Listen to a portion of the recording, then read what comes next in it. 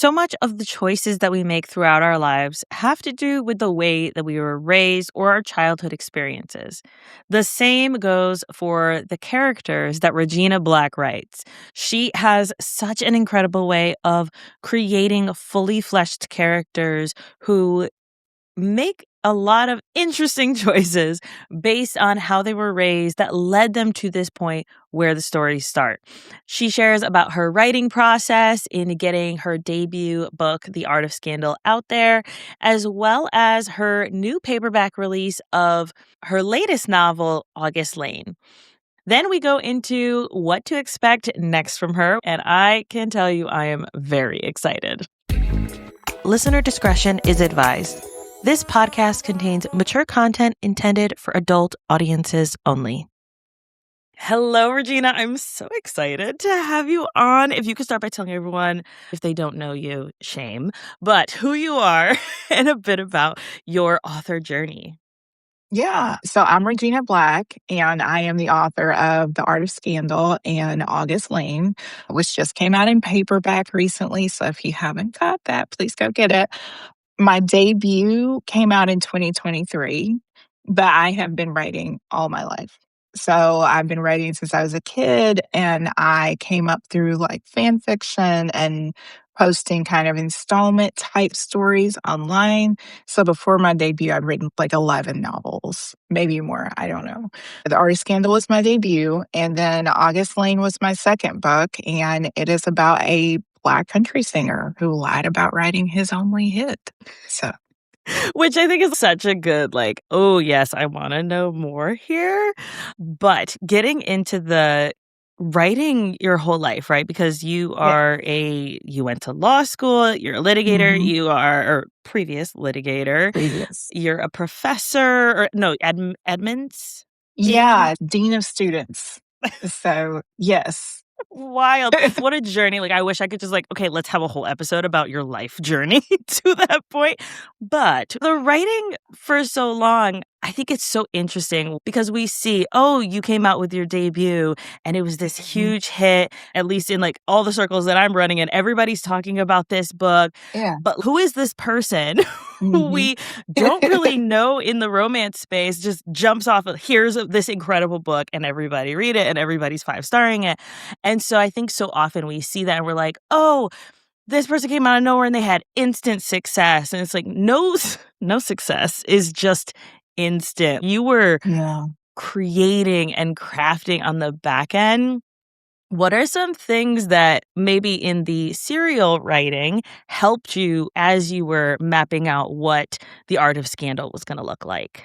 I've read romance my entire life. So I always tell people my origin story are like category romances, historical romances, and daytime soap operas. If you read The Art of Scandal, you will see the bones of daytime soaps all through that book. And it really influenced my voice. So the wonderful thing about serial writing and just writing a section, posting it, and getting instant feedback, it's almost like that same kind of storytelling device of soap operas where every single day was a new episode, right? Right. And I imagine working on as a writer on a soap, you are getting feedback in real time about how people are responding to your storylines. And so it's great data for what people like, what they respond to, what gets people's attention. So it's great in that way. It's not so great because it doesn't actually really prepare you for the revision side of traditional publishing. That is something I had to learn a lot later because that installment writing, like you write it, you revise it, you add it, you throw it out there, and you're like, that's it. You never touch Right. it again. And writing a book and publishing a book is like a whole different thing. So that has been a journey too. But yeah, definitely writing that way was very educational for me when it came to, oh, this is what people latch on to emotionally about your writing. And the series I wrote was one of those romance series we love that has this big family and everybody gets their own romance and that sort of thing. And people would get so attached to that family. And I saw that kind of playing out in real time. And so that was wonderful for me. Yeah, oh my goodness. So why did you go the trad route, right? No wrong answers here. But why go that route instead of indie publishing or serial publishing it? So when I started writing The Art of Scandal as just a way to reteach myself how to write because I had stopped writing for a long time. I got married, I had my daughter, I did all these things, and I came back to it. And then when I was done, I wasn't posting online anymore. So I kind of looked at it and I was like, I don't know what to do with this anymore because I don't have that platform. So I immediately started researching indie publishing because it was the closest to what I had been doing before. And I came to the conclusion that I did not have the bandwidth or the entrepreneurial spirit that you need to take on indie publishing. I really think people that succeed in indie publishing, you have to really love that process of building this book from beginning to end and packaging it and finding your readership and doing all these things. And it energizes people that do well in that place. I'm one of those people that are like, can I just write? I just want to go into my cave or whatever and just like pound out stories and just throw them out into the world. And so I really kind of quickly realized that it would probably be better for me to see if the traditional route works because just the part of writing that I'm most passionate about and the part of this industry I'm most passionate about was on the writing side and the creating side, not necessarily on the business side. So that's how I ended up choosing trad. That makes 100% sense. I even think about, like, I'd always been doing side hustle stuff for the last, like, 10 years, and then when COVID hit and I lost my job, my husband, he's my house hussy. For 7 years, he was my house hussy. He was a stay-at-home parent, with our 2 boys. Yeah. Just went back to work, which, like, save me, please. Just went back to work recently. And I'm like, you don't need to Mhm. make money. Come on, stay home. Yeah. But losing my job, I was like, I gotta figure something out. But I'd been side Mhm. hustling so much. I did not want to be a business owner. That was never something I wanted to Yeah. do. And I kind of out of necessity had to do it. And so I can't imagine choosing it as Mhm. this is the path that I want to take. And I want to Yeah. be promoting and writing and marketing my book and working on collabs and working on the taxes and working on all of that stuff at Yeah. all times. No, no, thank you. That is yes, that is exactly it. That's why when querying traditional publishing is rough, it's very rough. It's difficult, it's slow, it's all these things. I could go on. But when you communicate that frustration and someone goes, well, just self publish, that is not the answer, particularly if you are someone who, like you, the thought of owning your own business does not appeal to you, then that probably won't work for you as an author. If you feel that way when someone says, oh, start your own business from scratch, if you cringe or recoil, maybe self publishing is not the best route for you. Yeah. So, And here I am yeah. 6 years in doing this But ridiculous thing. there's also, if you're good at it, you're just good Right. at it. So Sometimes you just gotta do what you gotta do. sometimes you got to do what you got to do. So true. And I think life has seasons and reasons and all that stuff. Yes. But back to the querying, what did that process look like for you? I know you said you didn't love it, which I can definitely understand. Did you go, all right, I'm going to query myself, or did you get an agent first, or what was that process like? So my process was not normal. It was not the average querying process. This was back in 2020 when we were all at home, and there were so many resources that had popped up online because everyone was online. So there were a lot of mentorship programs, writing groups going on. Writing Twitter was huge at that time. And so I did a few kind of writing groups where I got to exchange my manuscript with other writers and get feedback. And then I stumbled over a program that I had never heard of, but it was Pitch Wars, which was a huge mentorship program for writers. A lot of really big names came out of Wow. Pitch Wars. And so I said, hey, I'll enter this because like it was a huge mentorship program. They had an application process where you submitted a query, a sample, all of those things of your book, and you submitted to 4 potential mentors, which were published authors. And so I read that if you submit to them, maybe even if they don't choose your book to mentor, you could get some feedback. And that's basically what I'm thinking. I want feedback from a published author.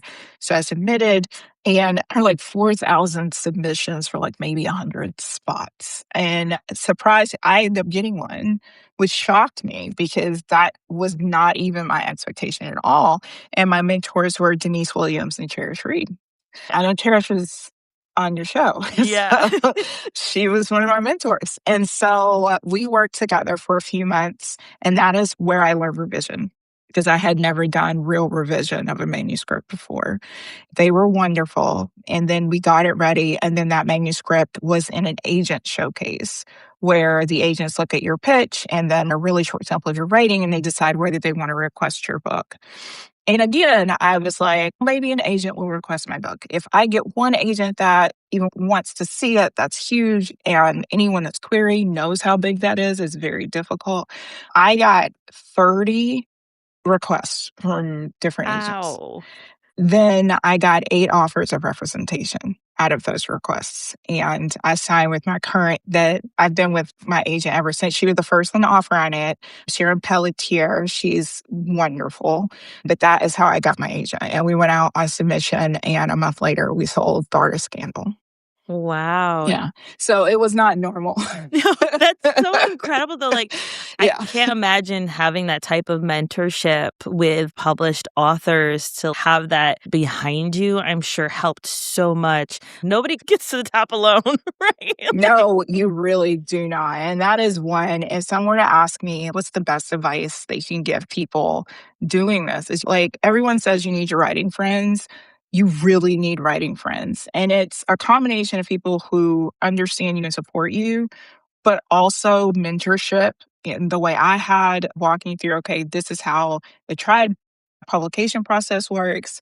But also it just kind of creates a network that kind of spans out because those mentors have their crew and then those people know you. And this business is so heavily based on relationships. It was a wonderful opportunity. It really made me sad when they discontinued running that. It was a completely volunteer run program for years. But yeah, it was a wonderful opportunity. I'm so lucky that I got to do that. that is so Yeah. cool. And so when you sold Art of Scandal, were you thinking, I got the next one in me, let's go? Because you released in hardback first or Uh-huh. hardcover first, and then Yeah. released in paperback, which is Yeah. different than the Yeah. typical genre romance release. And so were you thinking, all right, hardback's out, let's get started on the next one? Or were you already like, I have another one in me? Oh, the second one I initially started while I was on submission with Okay. the first one because the way I cope with that kind of stress of rejection is I'm going to work on the next thing and it's going to be completely different from this first thing. So if you don't like the first thing, I don't even care because I have this other thing. It's nothing like that thing you just Not even rejected. attached anymore. Yeah. So it's just like, it's fine. Reject it. It's okay. I've got something completely different. And that's what August Lane was. August Lane was my kind of slow burn music, completely different setting, completely different types of characters. And so I started writing that in 2021 is when I started working on that. And then I saw The Art of Scandal and I put it aside and started working on that. And then once The Art of Scandal was done, I was done with edits and all that stuff. I went back to August Lane and picked that back up. And my agent and I went to my publisher and I was like, hey, do you want this one? Right. And they said yes. Oh, that's so cool. All right. So, for people who have not read Art of Scandal, what can they expect? It's a daytime opera or like daytime soaps, definitely. The Artist Scandal is definitely my love letter to all of us that kind of got raised by daytime soap. So I am kind of a very young Gen X, elder millennial, right on that cusp. And so, like Young and Restless, Days of Our Lives, All My Children, that was my summer. They were on nonstop in my house during the summer. It's very much kind of my love letter to the types of tropes that you often see there. So soaps are big with forbidden romances are huge in soap operas. So the characters you're like, they're not going to put them together. They absolutely Right. put them together, right? Which is like how I think of romance. I want a couple that you look at and go, how in the world is that going to work? With the Artist Scandal, you have Rachel, who is married to this politician with eyes on the White House, and then she finds out he's cheating in the worst possible way you can find that out. And he needs her to stay, which is this classic kind of political scandal setup. And she's like, okay, I'll stay, but you got to pay me $1 million and give me this very expensive house in DC. And he says, sure, bet. But she ends up meeting this very young artist who just reminds her of who she really is and who she was before she got caught up in this whole rich politician's wife, trophy wife type world that she's in. And then she kind of has to do some soul searching, like, what is important to me? She also has an adult daughter that she has to keep in mind and who's going to be impacted by all this. The Artist Scandal is definitely my soap opera setting, soap opera setup, but deeply human people inhabiting this larger than life plot and this larger than life setting. Yeah. What I love is that it feels like just such a great reflection of the midlife experience. I'm not midlife. I'm in my mid-30s, but several of my podcast clients talk about midlife. They talk about perimenopause. They talk about menopause. I mean, there's two that I can think of specifically where one is more menopause adjacent, like living your best life. Her tagline is pretty much, what are you going to say fuck yes to? Those are the things you want to chase. And then the other one is more about sexual pleasure and all the different hormones and like more medical doctors and stuff like that. But finding pleasure in the pause, perimenopause, menopause, the pause of life, right? And so I think you kind of get to a point in that 40s, 50s, early 60s where you're like, am I where I want to be? I have way less fucks to give now. I don't care about any of this stuff. What am I doing for me? I'm halfway through my life. What am I doing for me? And I think that The Art of Scandal is such an incredible reflection of that midlife experience. It is. And the wonderful thing about, because I always knew I wanted her to be a mother, and she had her daughter when she was a teenager. And so some of her choices, her life, are a reflection of the fact that she was thrust into this very adult position very quickly. She also experienced housing insecurity and all of these things when she was very young. And that can make you make decisions out of fear. One of the things I think people grapple with this book questions is, why did she marry this man who on the surface seems so terrible? And my answer is always, people aren't all bad, and they also evolve and change over the years. You are not the same person when you're turning 40 that you were when you met this woman you married and you were in your late 20s or something like that. And being married, life happens, people change. There's also the scripts. You make these choices and then it becomes your life. And you just go, okay, this is my life. Then you blink and you're 38 years old and your husband is sending you a text that's meant for another woman. It wakes you up. And that's how I think of Rachel's journey, is that she was just sleepwalking, accepting this as her life, as her penance for the mistakes she made in the past. And this moment, this text, and this realization that, oh, this man has been out living a completely different life than me, just completely wakes her up and makes her realize, this is my life. This is the only life I have. What am I doing? So that's how her journey starts. Oh, So, I love it. Everybody go read that one. yeah. But like you said, August Lane is completely It different. is. Yeah. So tell us all Yeah. about that one.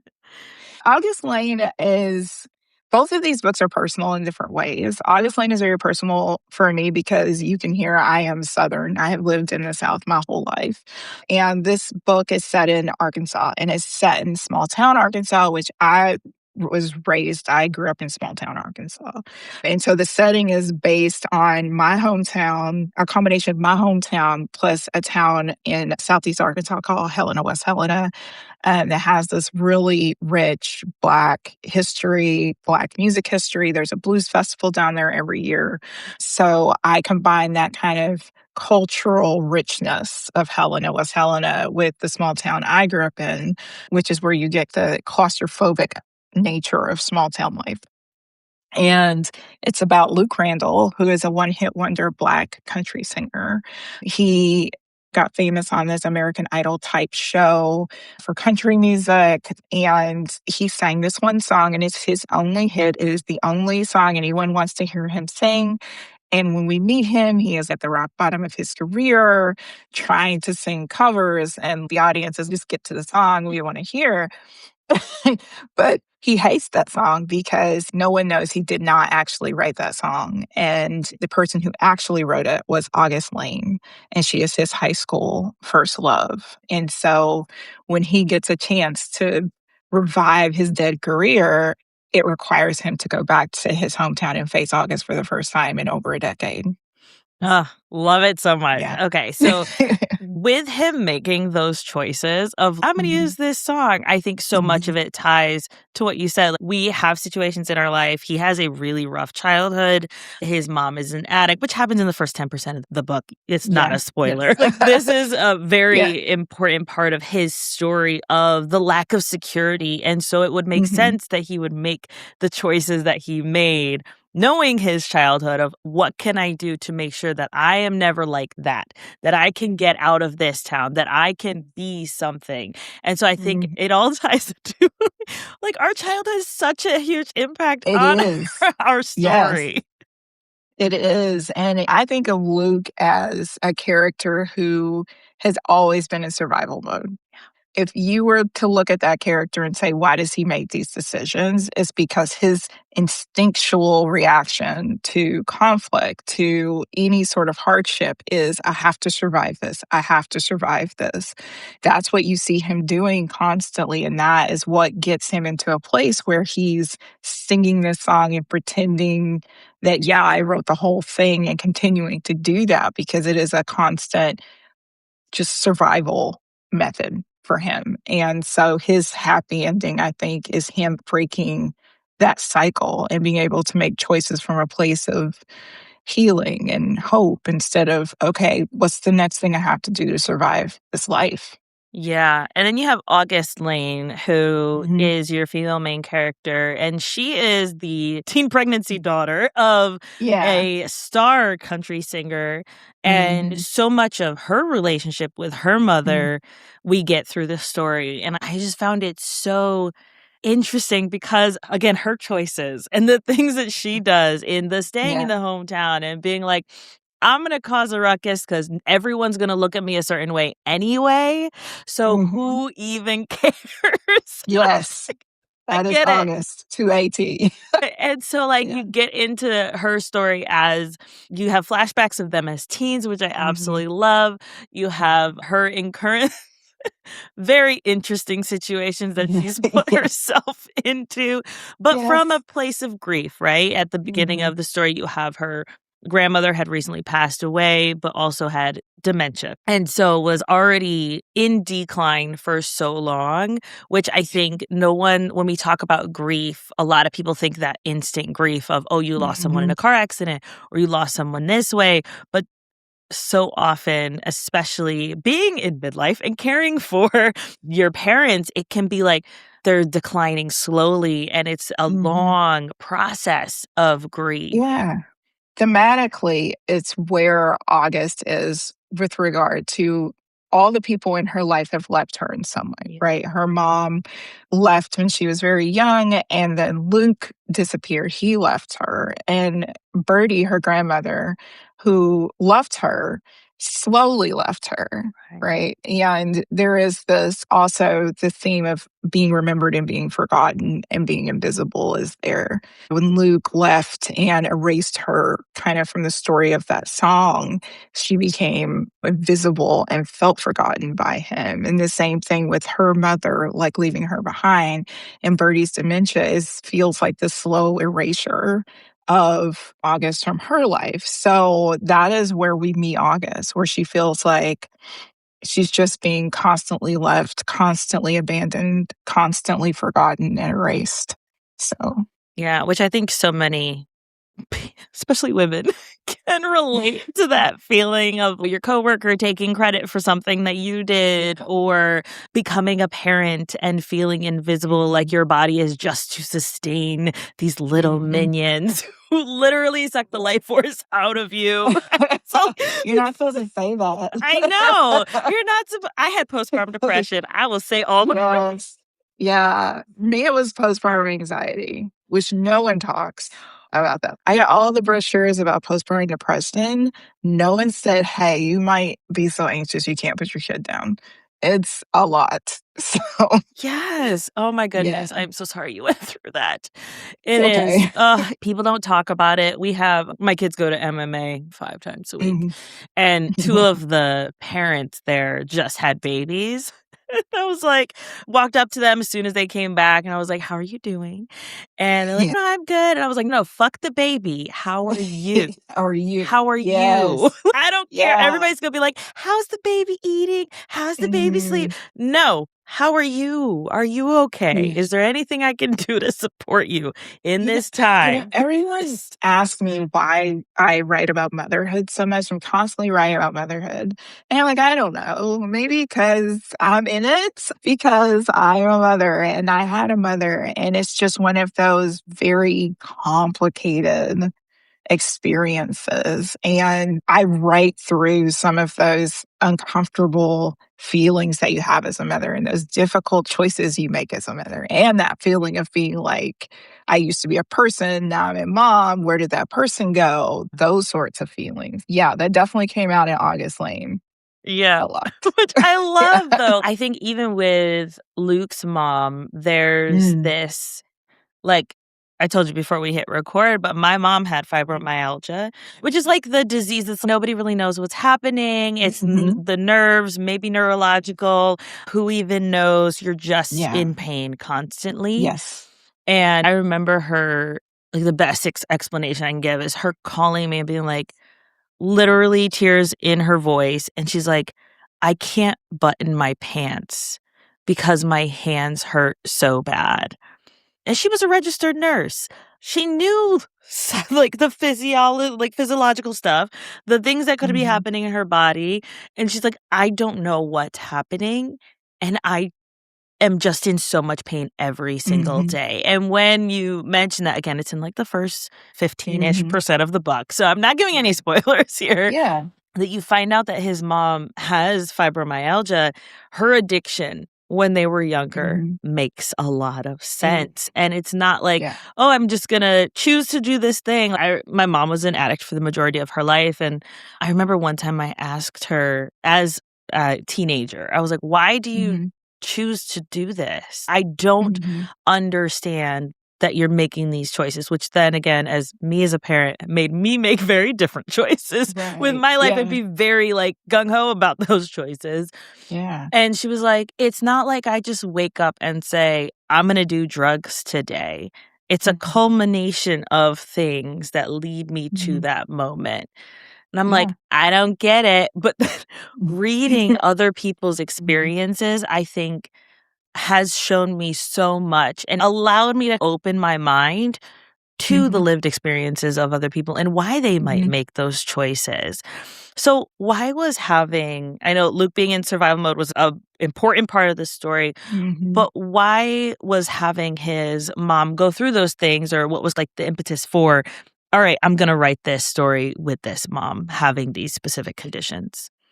Yeah, fibromyalgia, I have family members that have had fibromyalgia. And when I was conceiving Luke, Luke was conceived backwards from the premise of what does it do to a person that they lied about writing their only hit. The worst thing he ever did was to the person he loved most in the world, right?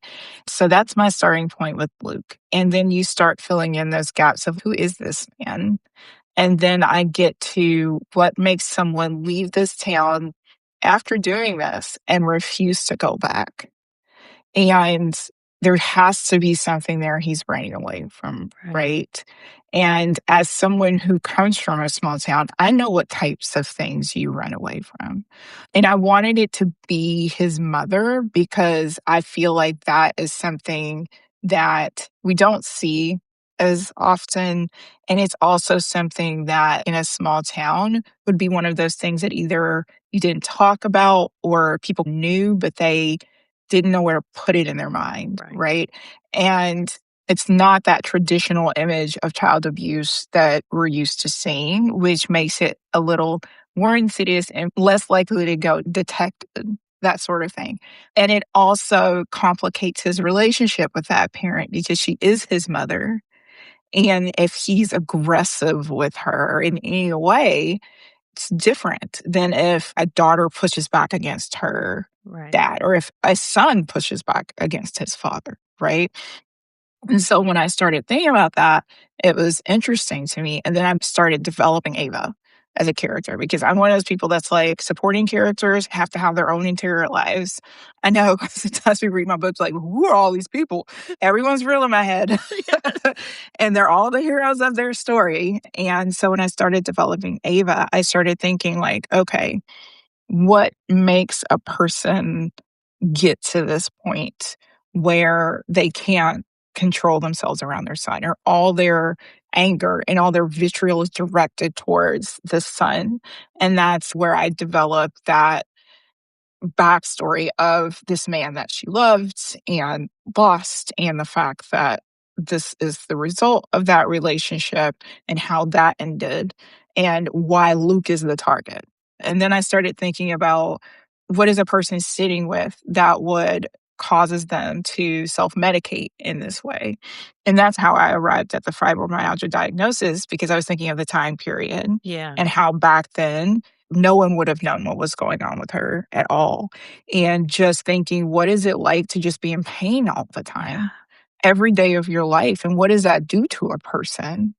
And being in pain constantly, no one can tell you why or what's going on. You react kind of one or two ways. You fold inward or it goes outward. Yeah. And so she was self medicating with whatever she could get her hands on. And that frustration and that anger was constantly directed at the closest target, which was the son that reminded her of the man she loved and who died. So Yeah. that's Ava in a nutshell. Which I think too leads to that idea of our childhood. He saw what was happening with his mom and her self-medicating, which then led to him self-medicating Yes. with Yeah. alcohol. And alcoholism and recovery is a big Hmm. part of Luke's It is. journey. Why that? And why do you think that was important for his character? And especially in a very, like, I don't know, I feel like with a lot of the musician or celebrity Mhm. type romances stories, the Yeah. typical arcs we see, it's either they have no problem with addiction or with alcoholism, or it's Hmm. like the complete opposite and it's like a Mhm. huge point of their story. But he's Right. in recovery at the beginning of the Mhm. book. So why was that part of your, all right, this is where I want to place him in this story? There's like a story kind of archetypal justification, but then there's also kind of a logical progression of the character. So, stemming from Ava's situation, and we know the fact that Luke is always in survival mode. Yep. I just really thought, like, how do you cope with this? And we do model our behavior after our parents. So in my mind, Luke started drinking when he was very young, and he was still in the stage where what his parents did, his mother did, was really imprinting on him.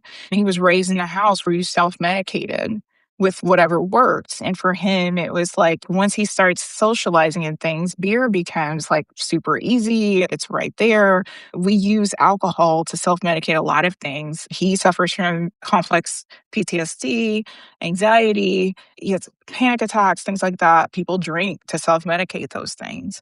And I also started thinking of how I am one of those people that does not romanticize fame whatsoever. I actually think it sounds terrible, absolutely horrible, like a nightmare. So I started thinking if I ever wrote a book just focused on fame, it would be a horror novel. But I'm sorry. But I just imagine like that person thrust into the spotlight.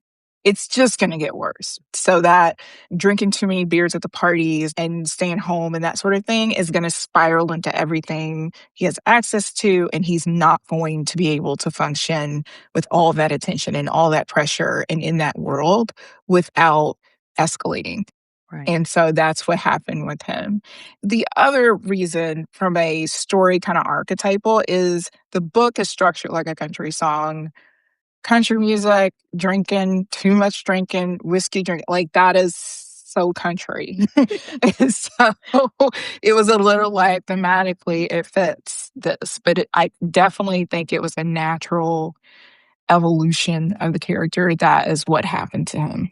And there's Yeah. this quote that I remember hearing when I was younger, like maybe 15 years ago, where it's like a drug addict parent and they had two kids, and one kid is an addict and the other one never touches it. Mhm. And both asked the question, "Why do you do drugs?" "I watched my Mhm. father." "Why do you Mhm. not do drugs?" "I watched my father."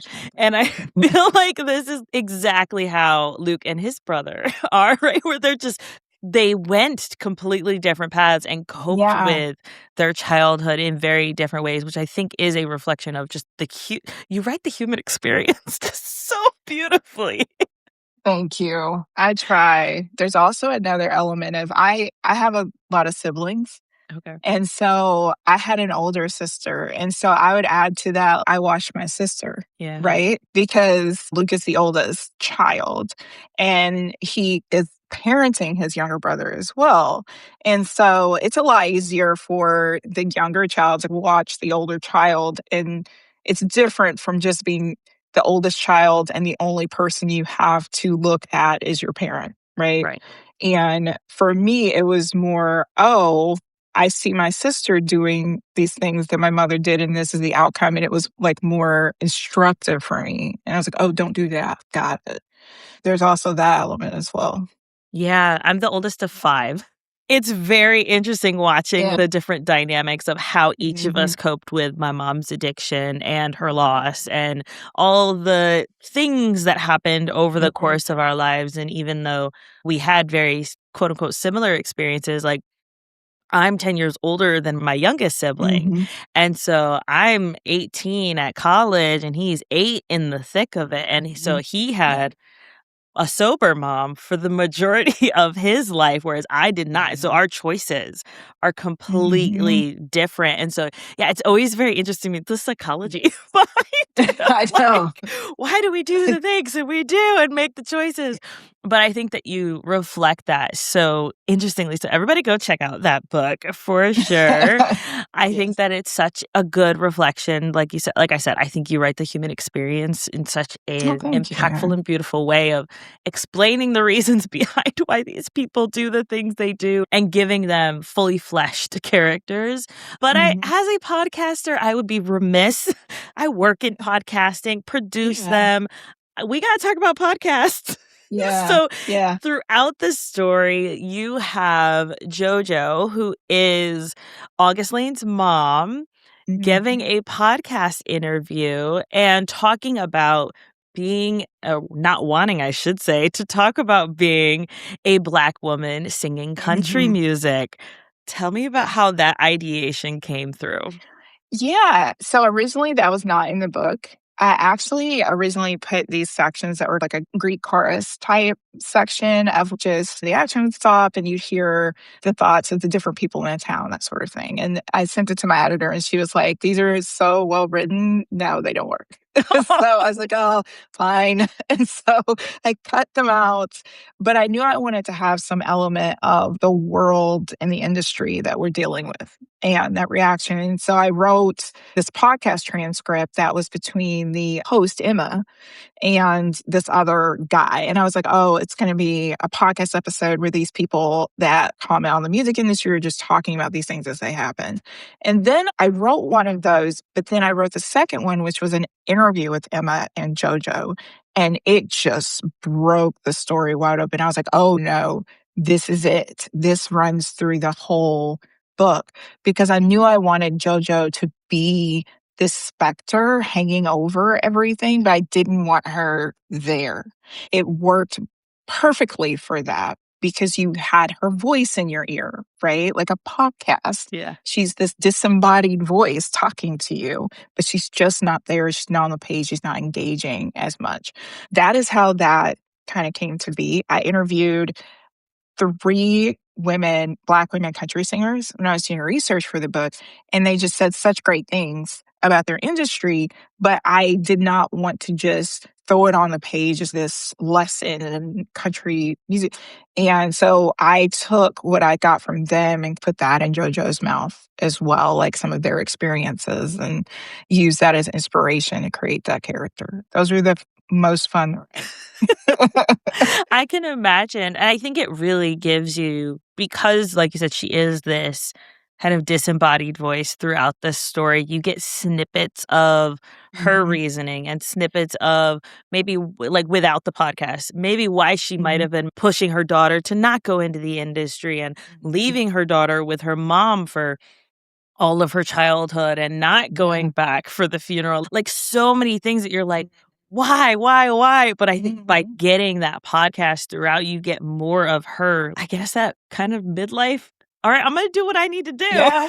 to Yes. survive this. Yes, and it very much is that, and I tell people all the time, they say, "Oh, it's dual timeline." It's actually like 3 timelines in the book, and so with JoJo, when she's giving this interview, it's after everything in the book has happened. The journey that happens in the main action has already happened, so she's way more reflective, and also you're getting JoJo in her own words instead of through the eyes of her daughter, particularly the eyes of her teenage daughter at one Mhm. point, and then her adult daughter where they're estranged. And so I liked kind of comparing August's take on JoJo versus JoJo in her own words. And you see there's some differences there, and there's a gap in August's knowledge and understanding of her mom. I thought it was so cool, and again, as a mom who had a mom, right? I think Yes. that as a teen especially, you don't understand why your parents are making the decisions Oh, they're no. making. You're like, "I would've done this totally different." I'm even just imagining when Yeah. my boys are teens and how they're gonna feel that way too, and it's fine, right? Yeah. You do the best It's you can fine. with what Yeah. you've got. And so, yeah, I love that you had that integrated throughout and thought it was just such an incredible way to showcase her voice and her story. Seeing the behind the scenes of, all right, August didn't get the full picture because she was so Mhm. heavily impacted by it and by the Mhm. choices. Yeah. Yeah. So good. Before we move on to your next book that you are working on, which I'm so excited Mhm. about, what do you think is the one song that encompasses August Lane for you? Oh my god, that's so hard. My playlist Or is soundtrack? so long. Okay, I'm gonna cheat and I'm gonna say 2. One of the songs I listened to on repeat was "Dumb Luck" by The War and Treaty, who is a Black country duo. If you haven't heard of them, go listen to their stuff. It's a married couple, and she was actually one of the actors that was in Sister Act, the movie Oh, Sister Act. wow. So, go find them. The song is called "Dumb Luck." It is a duet between them, and when I think of August and Luke singing together and the vibe and what that song is about is very August Lane coded. The other song I always think about is my classic all-time favorite country song, which is I Fall to Pieces by Patsy Cline. Is the saddest second chance romance country song in existence. It's the intro to I'm gonna get the name. Is it Sweet Honey Buckin'?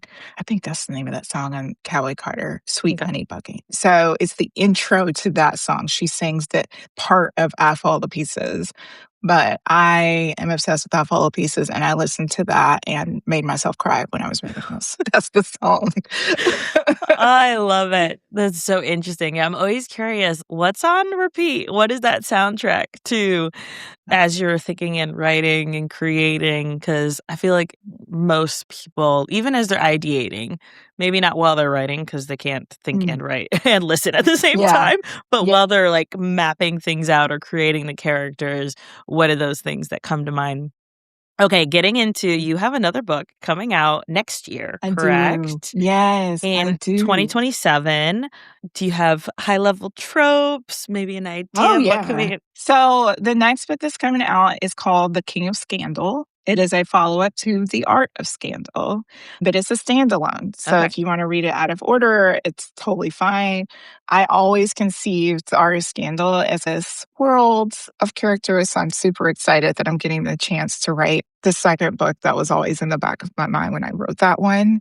The main character in The Art of Scandal had an older brother, and so many people that read that book sent me messages and made comments about that older brother. And I'm like, yes, yes, he's coming back.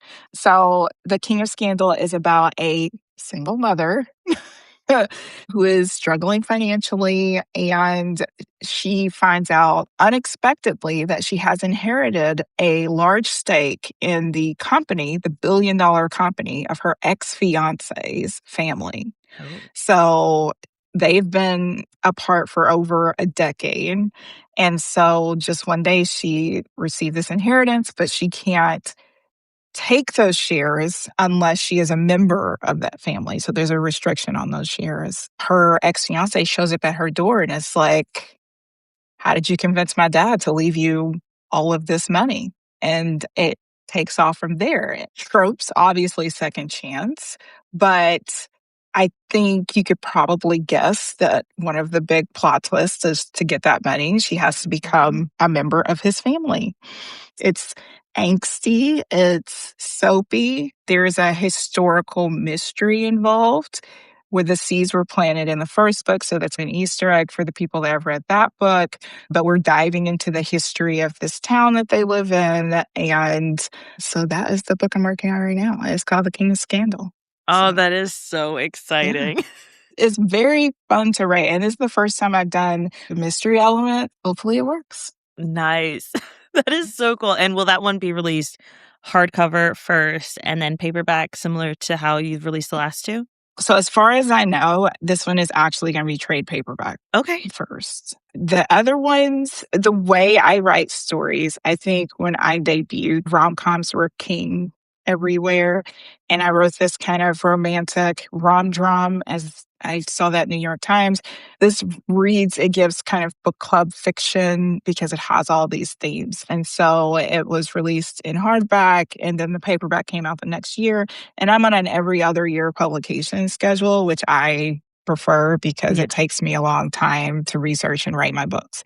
Usually the hardback will come out and then the paperback will come out and then the hardback. That's how it's been. With this one, as far as I know, it's coming out in trade paperback first, which I'm actually happy about because hardbacks cost a lot of money. Yeah. At the end of the day, you're an author, you want people to read your book. Right. And that paperback is just so accessible from a price point and just reading the physical book. So I'm really excited about the idea of that paperback coming out and people just being able to go out and grab that when the book comes out. So, Yeah, that'll yeah. be exciting and definitely have to catch back up as it gets closer to Yes. that release. Regina, this has been so much fun. Thank you so much Thank for being you. on. Where can people connect with you? What's your favorite place to connect with readers? Yeah. Most of my book announcements and things, I'm on Instagram at Regina Black Writes, and you can find me at that same handle on Threads. I don't post there quite as much. My main place that you can find my thoughts about things is Substack, and it's Regina Black Writes. My newsletter is called The Critical Heart, and I talk just about all things romance focused. So craft stuff, being a romance reader, romance film, just whatever comes to mind, that is where you will find that. So, Awesome. And we'll have links for all that yeah. in the show notes and the YouTube description for anyone doing other things as they're listening to us. You can grab those links below or in your app. Regina, thank you so much. This was an Yeah. absolute blast. Thank you. I had such a good time. Thank you for having me.